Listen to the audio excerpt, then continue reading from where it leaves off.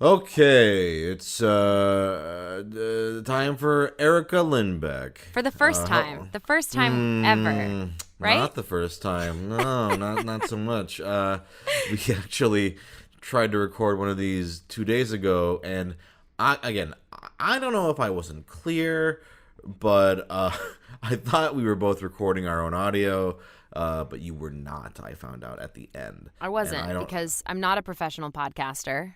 I am not either. Debatable.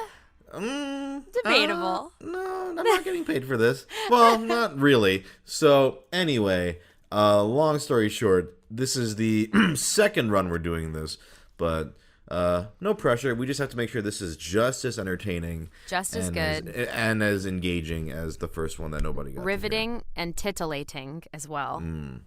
But now I asked people on Twitter for questions and topics, so now we have 2 different tweets with all sorts of responses. So many. If we run out of things to talk about, it's on you, I think. Me specifically? Yeah. Oh, good. No pressure. Yeah. Okay, cool. So what would you like to start with? I'm going to let you take the reins on this. Thank you. Senpai. Yeah, no problem, Kohai. So Whoops, who is an internet streamer friend of mine, asks, do you have any funny facts or stories from the Yakuza 7 recordings, or Yakuza 7 trivia in general we wouldn't know? And I know that you are a longtime fan of Yakuza, Sungwon.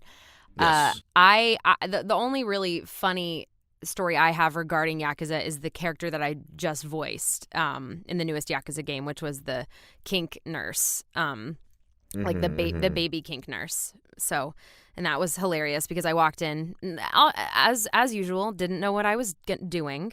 I've worked with Sega quite a bit, and I just thought it was kind of hilarious that they looked at this specific character and went, LINDBECK will do this. And they were right. I did. I dove in head first. I mean, I was really excited. So, yeah. Did you know that Patrick was going to be the baby? No, I didn't, and I was so happy. That was a wonderful surprise afterwards. Anytime I get to play against someone like Pat, or just even a friend, right? Like even like you and me being in Grand Blue Versus is awesome. Like getting to talk, it's just always uber fun. Yeah. Sure. Yeah. When I saw that clip, I was like, hell yeah! Like it's so funny. Glad. And if I'm correct, it's based on an old mission from an older Yakuza game. Correct? If I'm yes. Okay. Yeah. The adult babies. Yeah. Yeah. And I said to you before, but Yakuza 0, you should absolutely play it. 1, because it's a great game, and 2, so you can apologize to Majima, because in our rating Anime Wives and Husbands stream, you insulted Majima. Yes. Who is one of the sexiest video game characters of all time. He looks especially in Zero. I think he looks spooky. I think you are not necessarily wrong, but that's part of his appeal. Part of his appeal is that he looks like a spooky man? Like what? Like in Zero, you think he really looks like a spooky man? In the pictures you showed me. I showed you him in a tuxedo with an eye patch and ponytail. You showed me the best that Majima had to offer. That was the best. He's spooky. Yeah, but that's part of the appeal. Is that he's like, ooh, like he's kind of a bad boy. You like your bad boys. You have such bad taste in anime boys. and then the Majima is the one you're like too spooky. Yeah, too spooky for you. Yeah, he is too spooky for me. You like Alucard. Yeah, but I don't want to like. Alucard is not a good husbando. Like I can recognize that. Okay. Do you know what I mean? Like Kakashi would be a good partner. Sure. But I don't. Listen. Sometimes it's all about the personality. So maybe if I played Yakuza 0, I would also fall in love with Majima, and I would be like, he may be a spooky boy, but he's my spooky boy. I think that's how everybody feels, because Majima has this reputation in the other games as being like this kind of like almost Joker-esque, like kind of crazy character. But in Zero, he's much more grounded. This is before he like sort of not snaps, but sort of just goes wild. So he's still very grounded, very like, but he has a bad boy edge to him. Like there's 2 characters in that game, and Kiryu's like the very straight-laced one, the main guy, and then the other guy is Majima, who's like the more fun one. Even though they're both fun. Does Majima he's like the bad boy. Does he have abs? Oh, okay. Can you see pictures right now? Yeah, you can drop me one if you'd like. Okay. So let me show you some choice picks. Is this whole podcast going to be just you selling me on Majima? Is that? I mean, I don't hate it. I don't hate it. I feel like, okay, so first off, you thought this guy was not hot. I'm just gonna show you a picture, just default 0. Where do I send these? Discord. To you? DMs? Discord. No, Discord. Discord. Okay, Discord. Yeah, okay. just in the chat. This is Majima. No. Why not? You don't like eye patches? No, okay. Canonically, I love eye patches. It's not then the what's eye patch. The problem? I love Kakashi. I love Dimitri. I love a good eye patch. He looks he looks spooky. Okay. Let me find him shirtless for you. Oh, okay. Oh, well, here he is. Okay, maybe not him stabbing a guy. Yeah. Let's see. Let's do. Okay, here's just a nice. Here he is, no shirt on. Bam. No. No, I'm sorry. He just doesn't tickle my pickle. Well, if you ever do play the game, which I do think you should, it's actually very fun. Okay. Your pickle will be tickled, I promise. Okay. Well, I thank you. I trust you.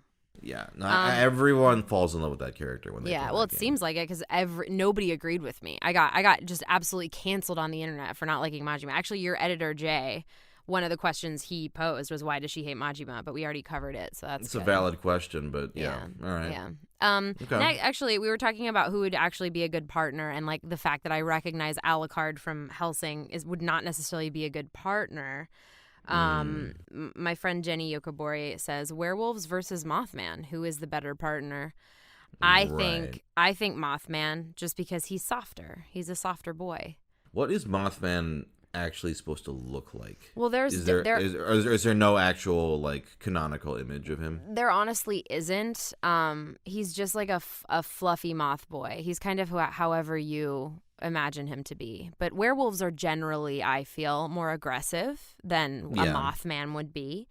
Mm-hmm. I feel like Mothman would be more attentive to my needs. Mothman also is not canonically like super aggressive. Werewolves will rip you to shreds like once a month. They will go out and they will What's Mothman's deal? Mothman actually, as a cryptid, is seen as a harbinger of death. So people who see Mothman, like I think for example, one of the quote unquote Mothman sightings was on a bridge at one point. I think up in the northeast, that someone saw the Mothman and then like a week later the bridge toppled to the ground. Like one of like that. Ah, I see. So as long as you're not there later, exactly. You're good. You're fine. Like Mothman's not going to chase you through the forest and kill you like a werewolf would or a Wendigo. Although if we're talking about cryptids I would be attracted to, when it's a Wendigo, but not the Until Dawn Wendigos. I feel like they've besmirched the good name of Wendigos. I'm really not super familiar with Wendigos in general. What's a Wendigo? They're cryptids. You can Google them. I feel like the Wendigo waters have been muddied. My first exposure to Wendigos was they have like animal skull masks on their faces, and they're like tall, kind of creepy. You think this is hotter than a werewolf? I mean, it depends on the werewolf, but yeah. Oh. Werewolves are super aggro too, you know? Are Wendigos not? No, Wendigos are, but they just don't have like sharp. Well, the ones that I like, I don't have like the ones sharp. that you've met. I was like the ones Wendigos, that I know. The Wendigos that I'm best friends with, Sungwon. They just aren't quite as like aggro as a werewolf. They're malevolent, cannibalistic. It seems pretty aggressive to me. Yes, in theory, yes. Its influence is said to invoke acts of murder, insatiable greed, and cannibalism. But listen, you do you. If you want to eat people or whatever, I guess that's fine.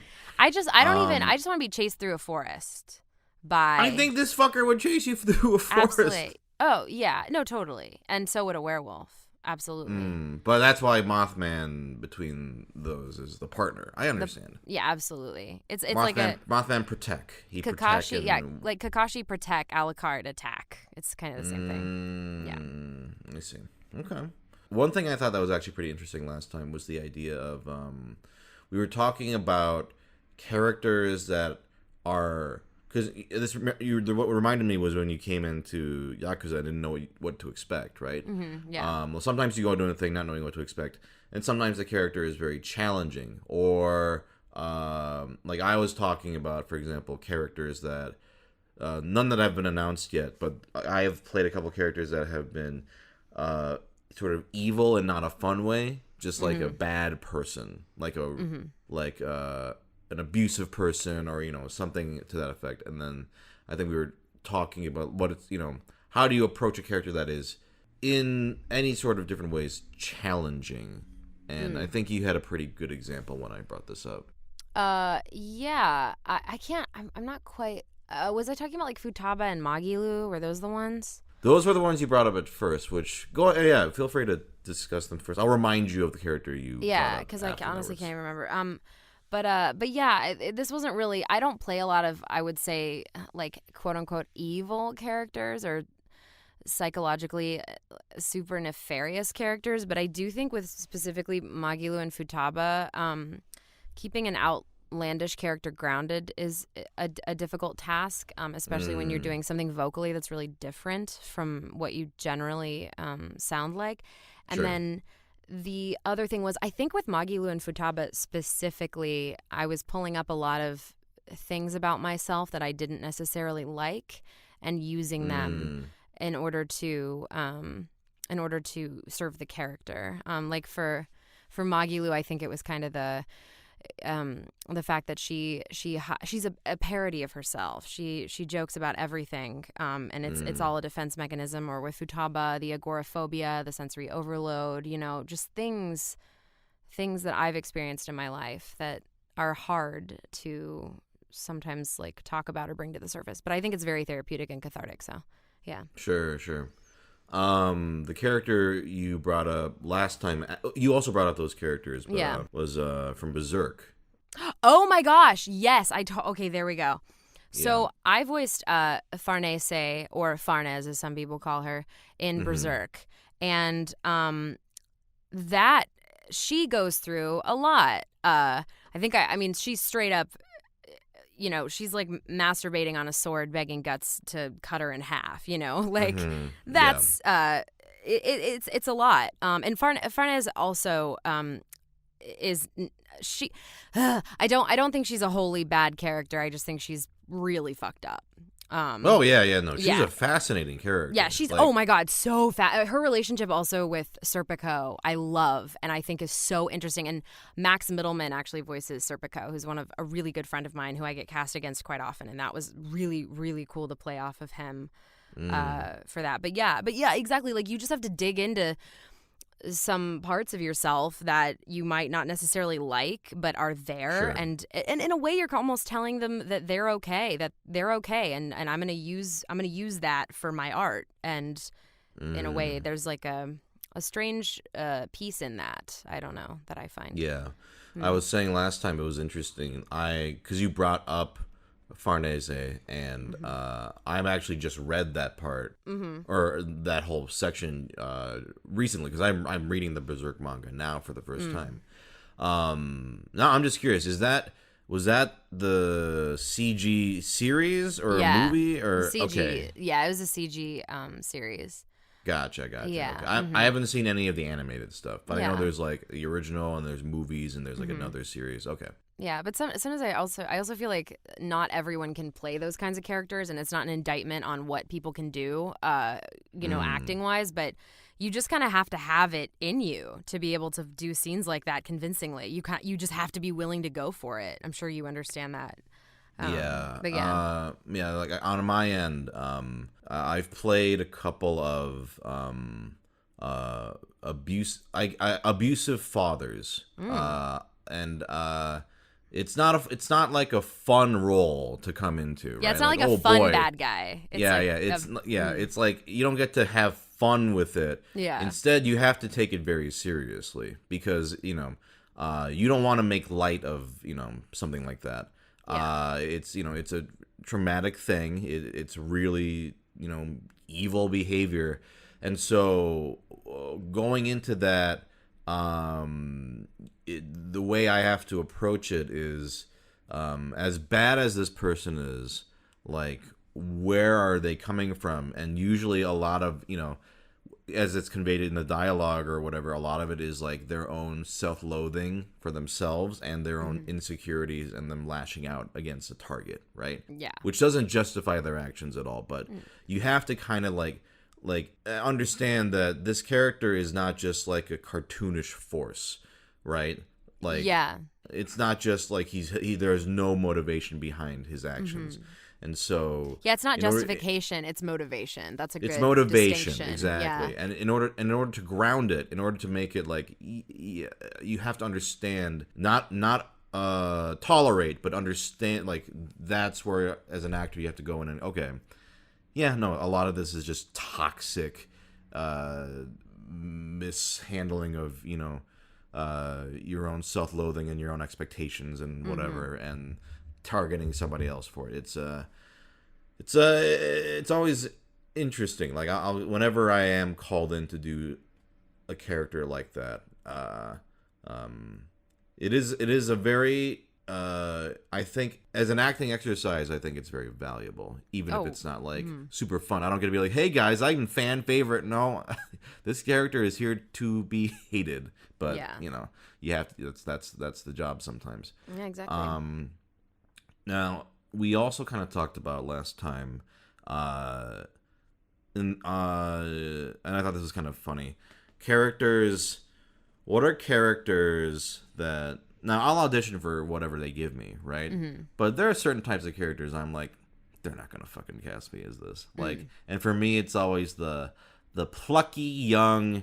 I think I described them as virgin hero. The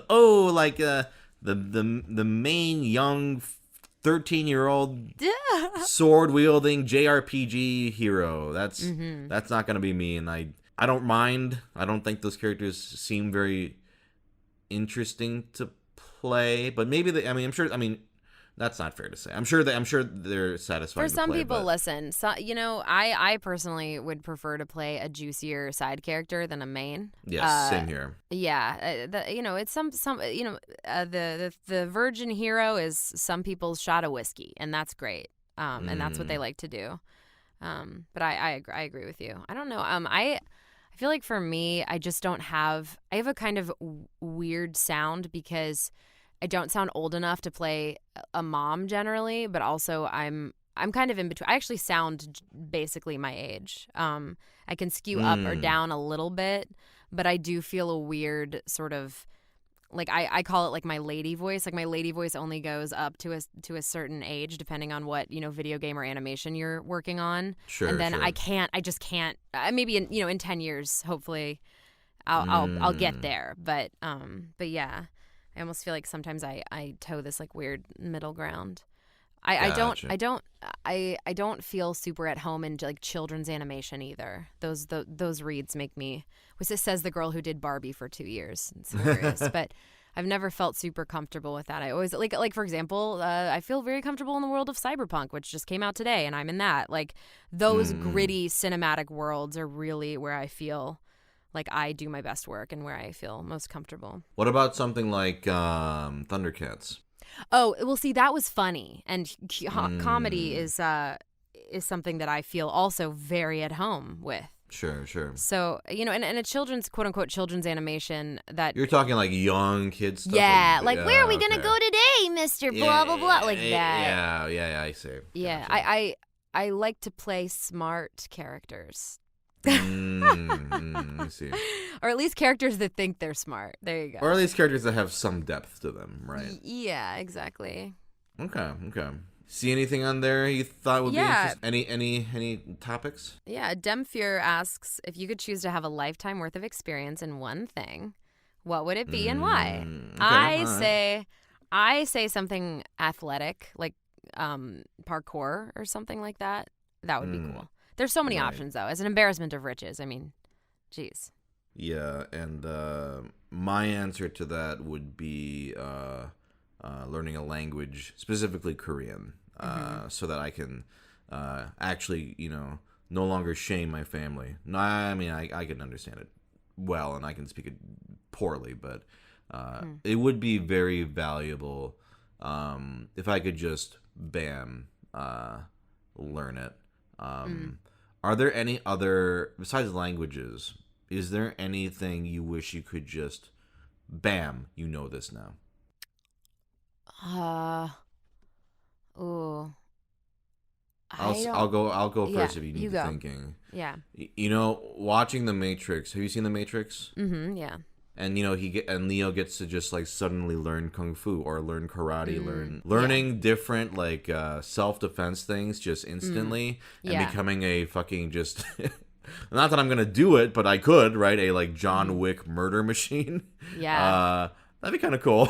I would not hate to know how like 80 different ways to defend myself. Oh, I 100% agree. I 100%. Well, I think I'm really on the athletics thing because I just started kickboxing a few months ago, and I love it so much that I'm like, whoa, what if I'd been doing this for years? So what kind of skills would I have? Yeah. I would also love the ability to yeet anybody who tried to hurt me or like my family or my friends. Sure. That'd be nice. Any non-physical stuff that you think would be cool? I mean, like, if I knew everything about like Greco-Roman art history, that'd be great. If I just knew everything. Yeah. I almost did an art history minor. Well, what's stopping you? Oh, wow.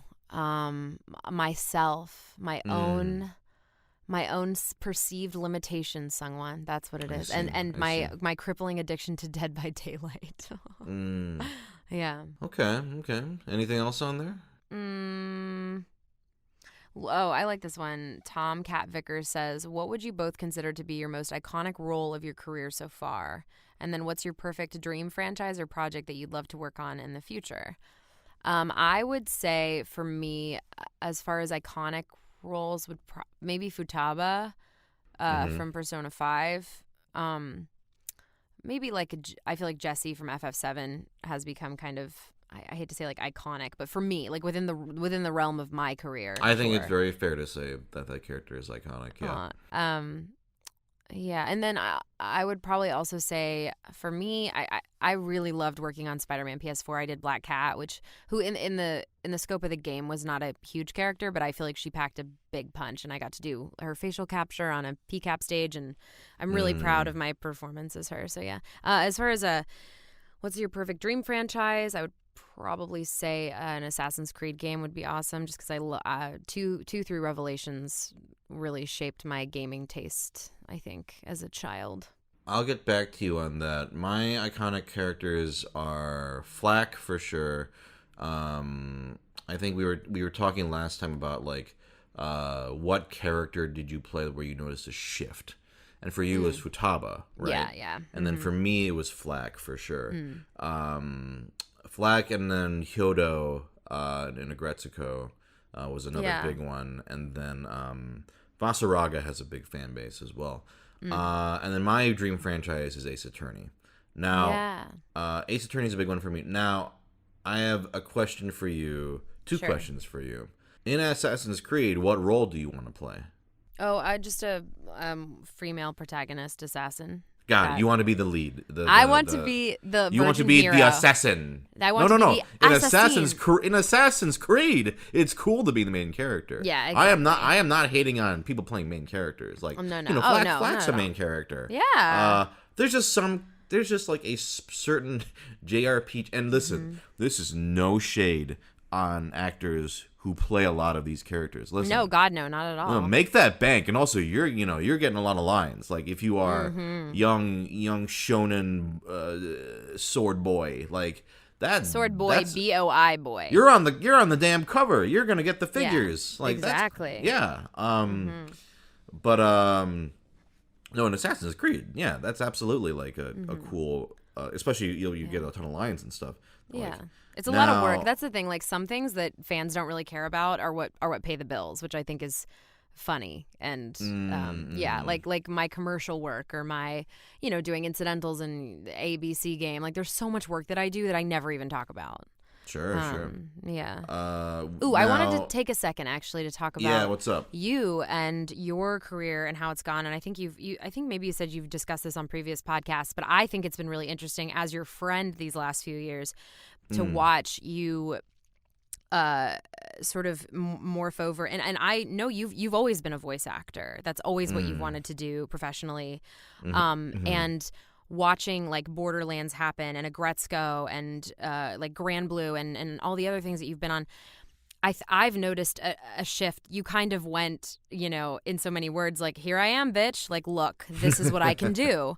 And and because it's so easy for people to want to put you in a box, right? Like, your years before that, in addition to the voiceover stuff, had been a lot of YouTube stuff, and you garnered a lot of well-deserved recognition for that. And so watching you kind of almost in a sense claw your way out of the box and go, fuck you.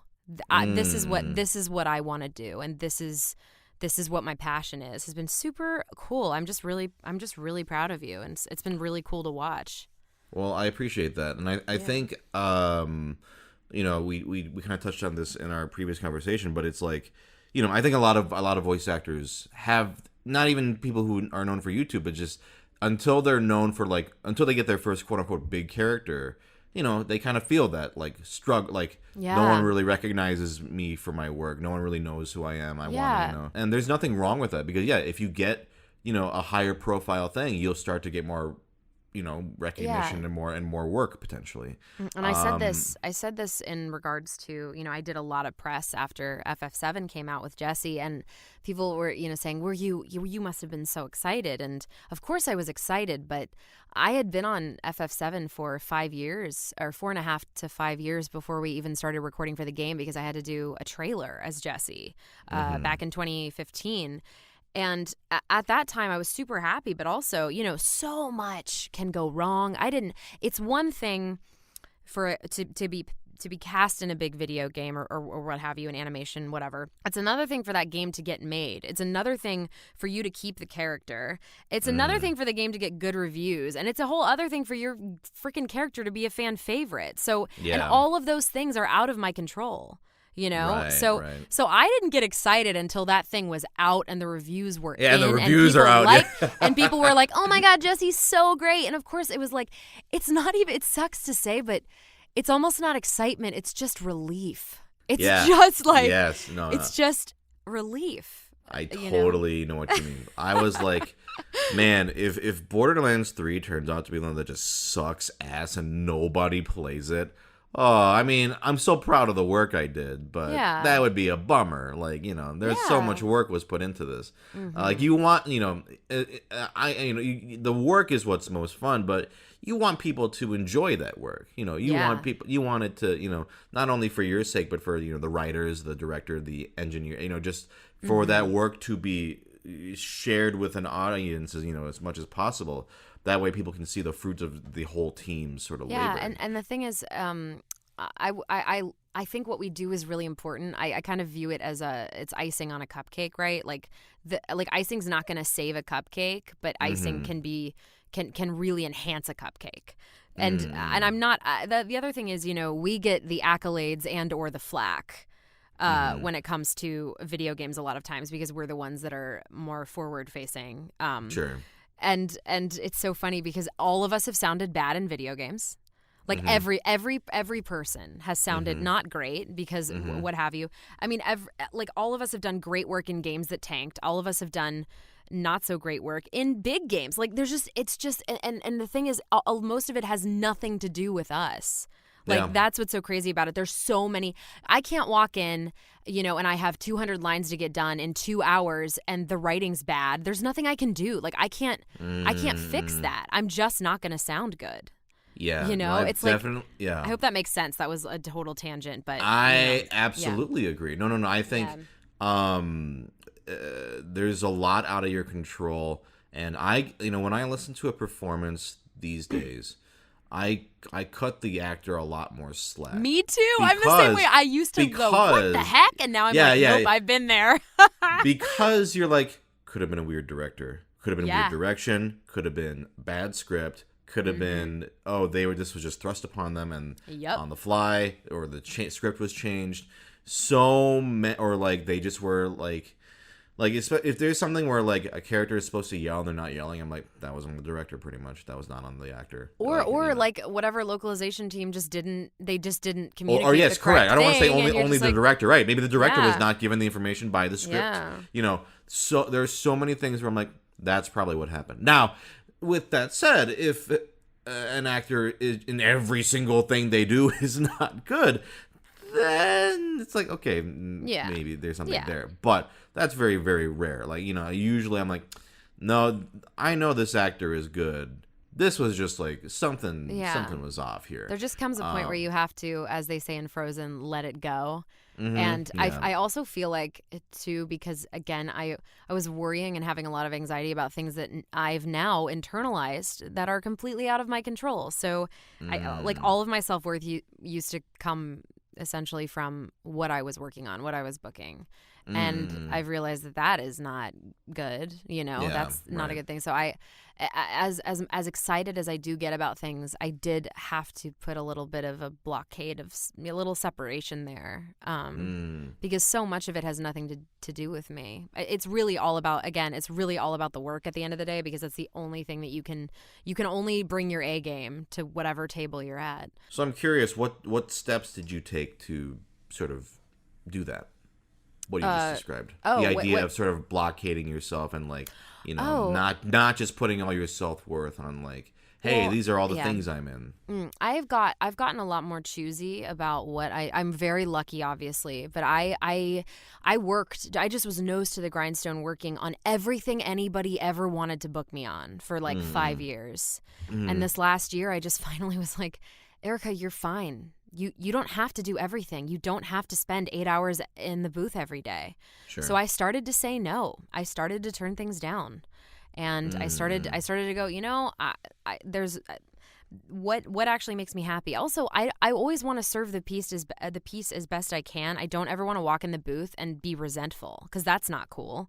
That's not serving the piece or the people that I'm with. So I just realized that I needed a break, and there's more to life than just work. And again, I recognize what a place of privilege I sit, in, because a lot of people don't have that freedom. But I think I just got really tired, and I also started to focus more on my interpersonal relationships and realize that at the end of the day, all we have is each other. Like, all we have is people. At the end of the day, when I'm on my deathbed, I'm not going to be like, but all these roles I did. And I also think it's made me a better actor. I'm not so neurotic about everything all the time anymore. Also, I guess the other thing is too, I feel that in certain arenas of voiceover, I've proven what I needed to prove. Or at least what I felt I needed to prove, which is dumb. Okay. But I don't feel that I need to prove I can be in a AAA game anymore. That I can carry a video game. That I can be in a big animated series. Like I feel very settled in my craft.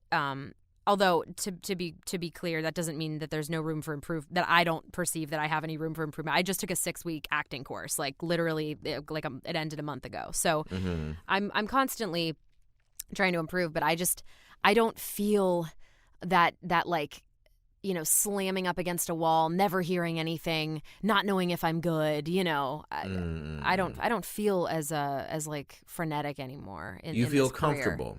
Yeah, and it's a great feeling. And the thing is, to be clear, I'm not great at everything. I do a few things really well. I'm very self-aware about what I'm capable of and what I can do and what I'm not so great at. So that is also a part of settling down. It's not like I'm great. I can just do everything now. I am a jack of all trades. Like, not at all. But yeah.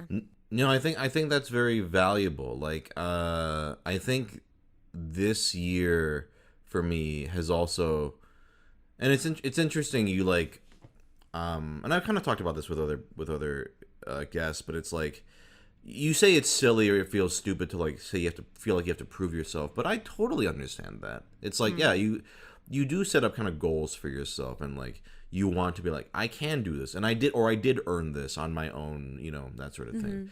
And I think for me, especially this year, I also have become choosier, which again, like you said, it comes from a place of privilege, right?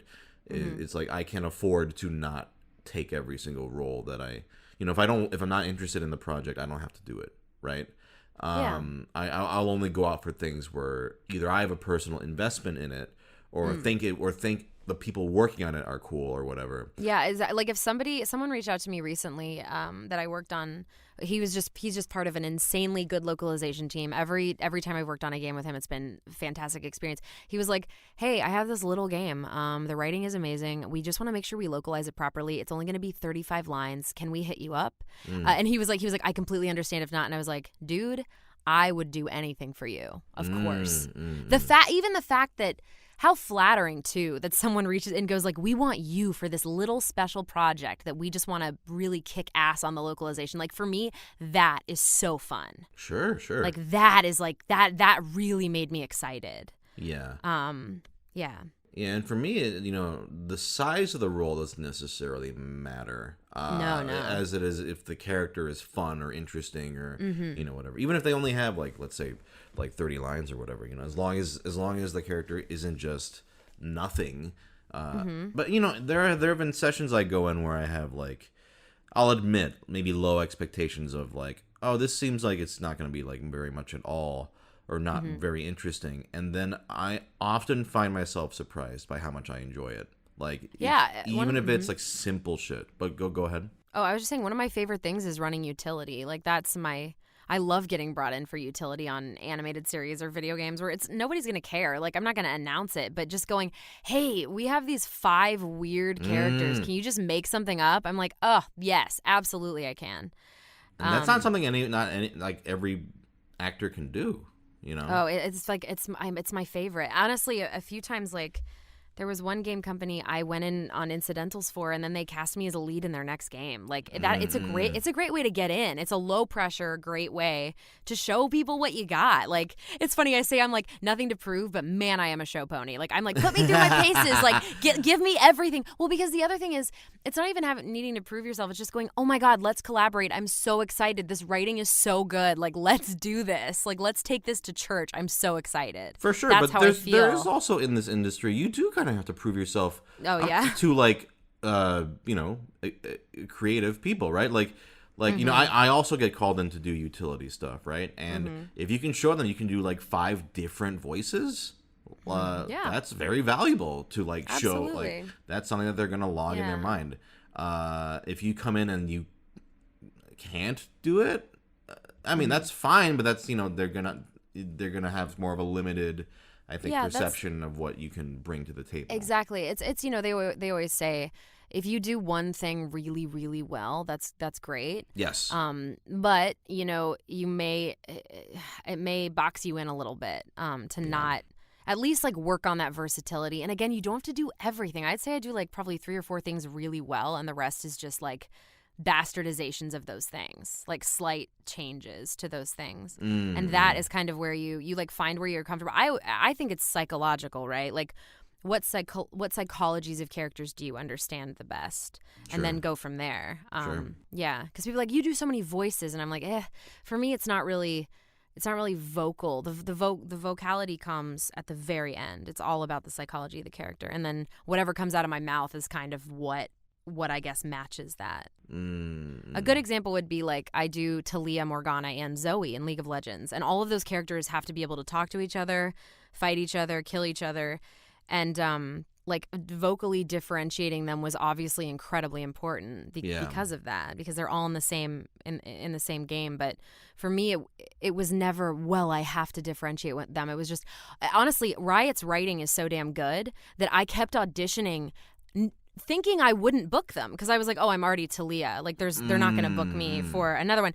But I loved the fucking writing so much in the auditions that I just submitted because I wanted to do the audition. That's how I know I'm doing the right job. I was like, maybe it'll make him smile. I don't know. But sure. I just love the writing so much. I just was like, I need to read these words. Yeah, I have an idea. Let me do something. I mean, auditions can be just fun to do. And I think the best way to approach them is, I see a lot of actors, and again, this is legitimate, but they are like, "Oh, I do 100. It's just, just stressing myself out with 100 takes." And I'm like, I don't know. I do maybe 2. I try to do it maybe run through it once, then the second time go with my gut, get into it, send it, send it. Don't worry about it. Just have fun with it. That's how I try to approach it. But. That's the thing too, is auditions don't have to be perfect. They Exactly. don't have to be. They don't have to be 100% pristine. Just do something. My motto, honestly, is for God's sakes, just do something. Yes. Like just do something interesting. Like.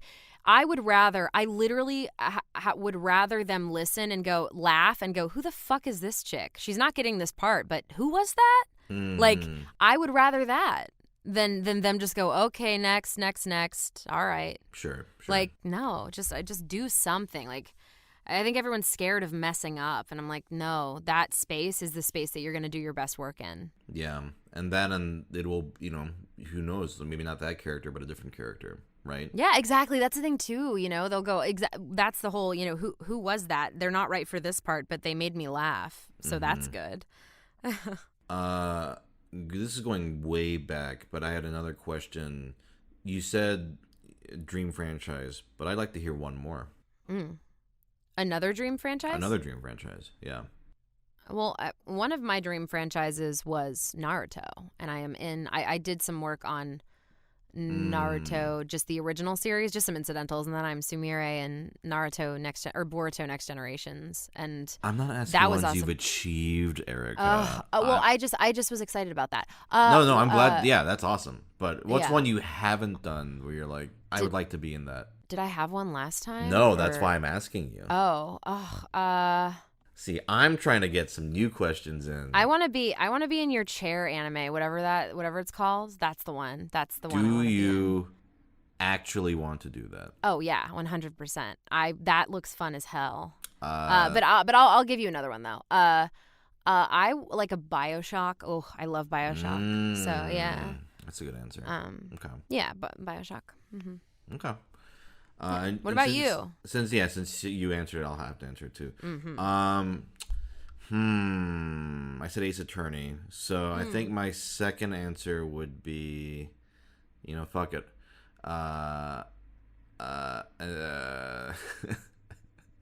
One Piece. I want to be in, because I'm yeah.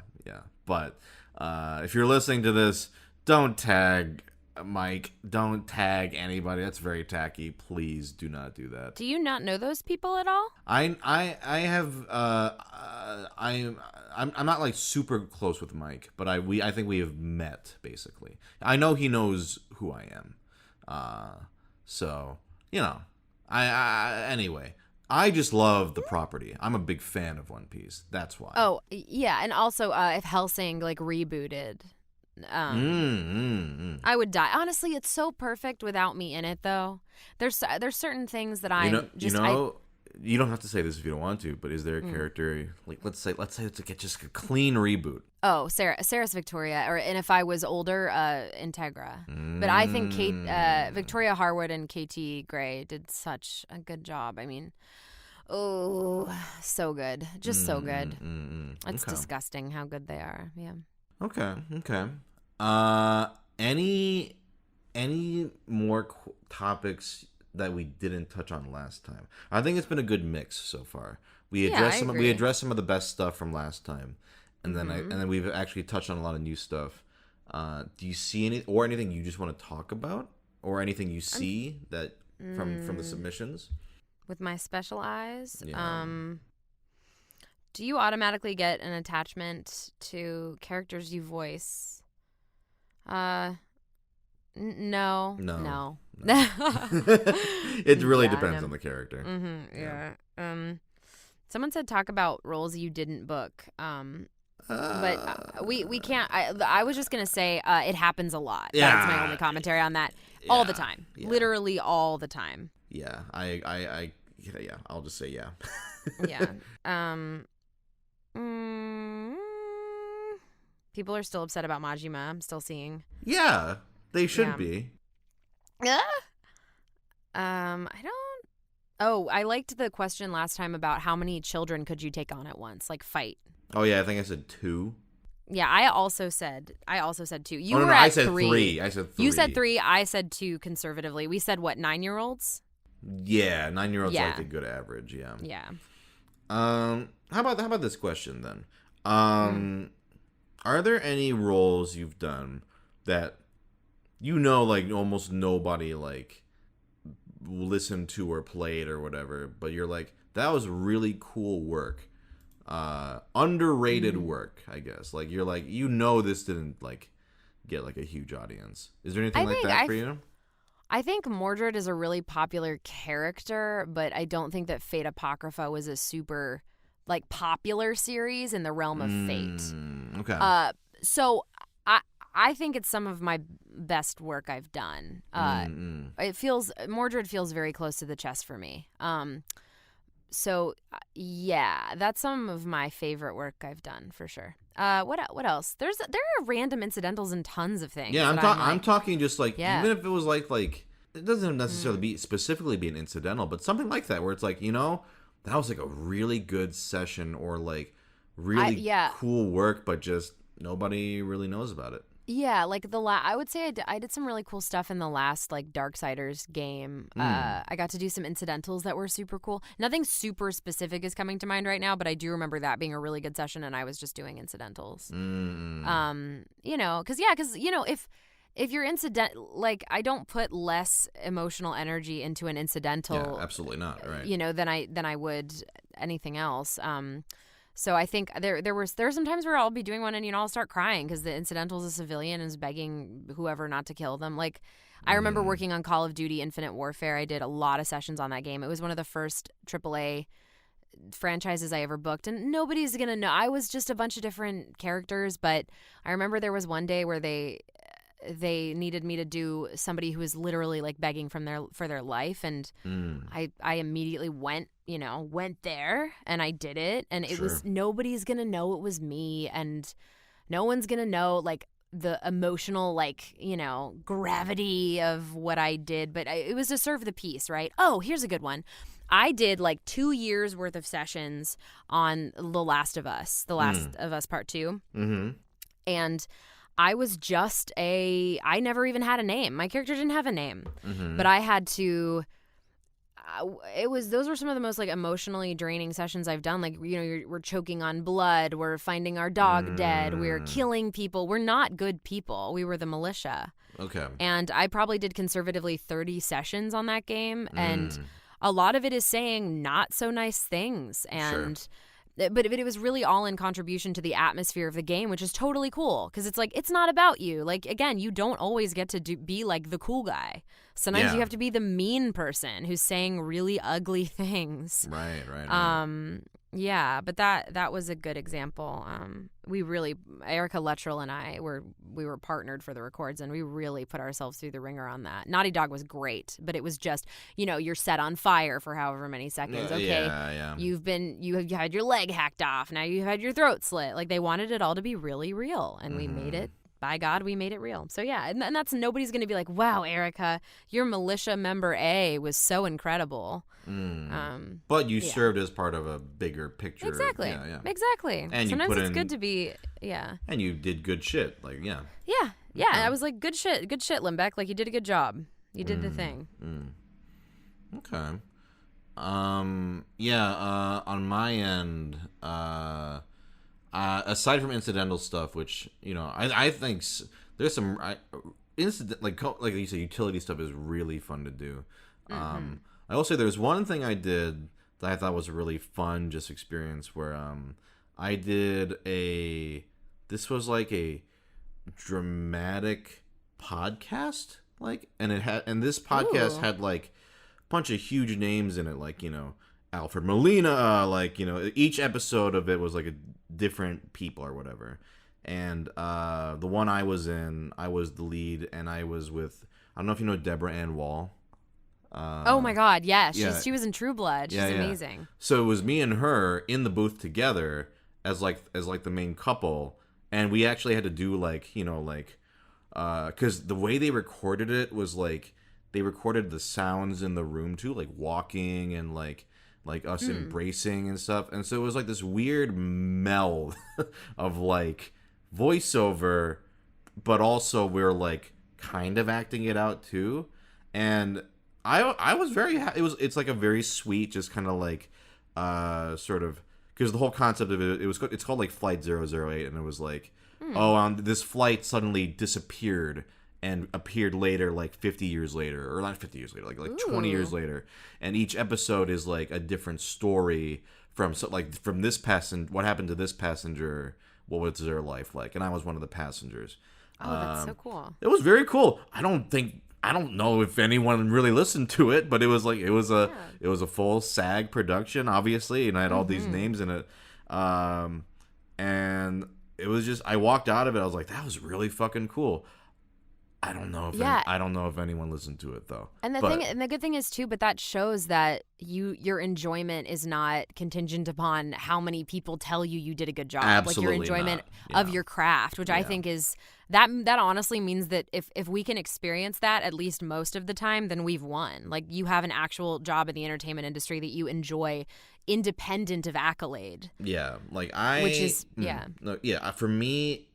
And I kind of touched on this last time, and I've talked about this in the past, but if I went into this, pursued voice acting because I wanted fame or recognition or whatever, I got that from YouTube on accident, unwillingly. Yeah, and unwillingly, I love that. It's unwilling. It's I to be perfectly frank, if I could be like a I'm sure you know Tom Kane, right? Like one of the most, he's a 40 years career, like I think he lives in like Kentucky now, just records from home. No one knows his face, but he's not known for his face, and he just gets to be one of the most successful voice actors. If I could just have anonymity, but be a prolific voice actor. Oh yeah, it's amazing. That'd be sweet. Yeah. Like that's actually, I was talking about that. I was like, if somebody told me tomorrow that I needed to nuke all of my social media accounts, but I could still do what I was doing, I would absolutely do it. Like, no question. I would not care. I would just nuke all of my You're nobler presence. Than I, because I love social media. I love it. It's fine. I love shit posting. But if I had to choose, if I had to choose, I would have to give it up. But what's the? Go ahead. Go ahead. I was just going to ask, what is the best kind of bread? Because someone asked that. I think we both landed on sourdough. landed on sourdough. Yeah. I used to be multigrain, but now, man, a sourdough. Multigrain. Coming up. No, you're okay. You took a step up. Yeah. Sourdough is way better than multigrain. But yeah, I was just going to say, like, for me, I genuinely love doing the work, even if it's incidentals. Like, I just have fucking fun when I'm in the booth, and even like I'll go in for just like you're person A and there's not even lines, you're just doing efforts and it's a fight, but sometimes it's like, oh, you get to watch a cool animation and you get to, I'm not like, how dare they, bring me in for, I should have a bigger, like, who cares? Like, for me, it was fun. I got paid to do something that, like, when I was a kid, like when I was in high school, I was like, if I could do anything, if I could do one of the things you've done, I would kill. Like, that's, like, it's an impossible dream. So for me, I'm like living this impossible dream that I'm pretty sure I'm going to wake up from. Like, maybe after this podcast, I'm going to wake up and I'm like I'm sure. 17 or whatever. And it's, No, totally. I agree. And actually, we talked about this last time, and I just want to say, there's also, the aspect of like working with people, even on little things, working with people that worked on things that you played as a kid, like working with the team on Call of Duty Infinite Warfare. I used to play a ton of Modern Warfare 2. I've worked with some of the sound team, the audio team that worked on the original BioShock. I've worked with a writer that wrote on Assassin's Creed 2 and a director that directed on Assassin's Creed 2. Like, I've worked with Roger Craig Smith, who's it's little things like that. Or he was Ezio in AC2. Like, that kind of stuff is just so special. Just being in the same breathing space as those people is insane. I mean, working with any actor in the same space as a voice actor is so much fun. I love it, yeah. Like, not that that's going to happen again anytime soon, but yes. Yeah. But even if it's a Zoom call for me, I still I still enjoy it. But exactly. Yeah. Is there any last things you want to touch on? We're at around the hour mark. Is there anything? I don't think so. Nothing at all? You good? You don't want to talk to me anymore? Okay, that's fine. No, I love talking to you. Well, is there anything that you want to talk about?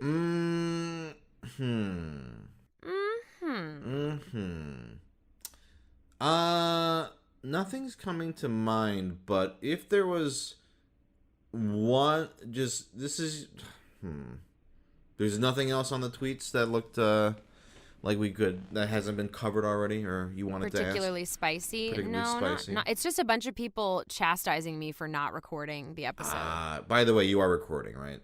Yes, I'm recording. Okay, good to know. Good to know. Then you know what? We can just leave it here then. Yeah. Well, this has been great. Thank you very much. Yeah, of course. As much as I've teased you, like sitting down to talk to you twice in like a week that's a joy. Like it's really a birthday present for the ages. Yes, absolutely. Yes. So where can people find you? Just Erica LINDBECK. It's ERICA LINDBECK on Twitch, Twitter, and Instagram. Yeah. All right. Well, thank you very much.